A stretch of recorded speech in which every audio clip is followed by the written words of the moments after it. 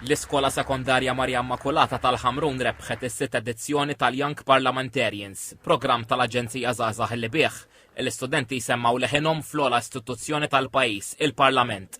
Ir-rebħa segwit mozzjoni fil-plenarja tal-Parlament biex il-lingwa tas-sinjali Maltija tkun suġġett obbligatorju fl-iskejjel primarji u sekondarji.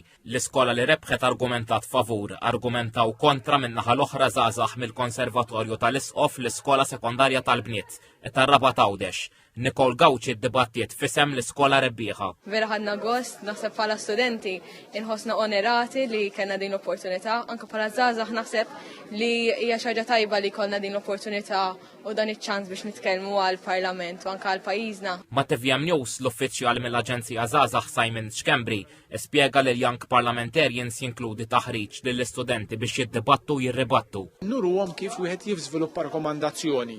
Daw ir-rekomandazzjonijiet ħarġu minn hemmhekk minn daw is-sozzjonijiet u kemm fil-fażi ta' gruppi kif ukoll hawnhekk fil-Parlament daw ir-rekomandazzjonijiet ħarġu ħafna minn daw is-sessjonijiet li kollha din nagħmlu ġol iskejjel. Id-Deputat Speaker David Aġus appella lill-istudenti biex jożżu l-lingwa u l-kultura Maltija għax qal li dan hu dak li għamilna uniċi bħala Maltin u Għawċin.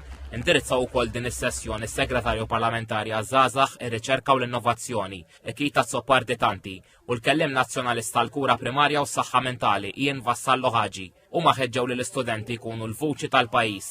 Fl-edizzjoni ta' din is-sena ħadu 160 student minn 23 skola.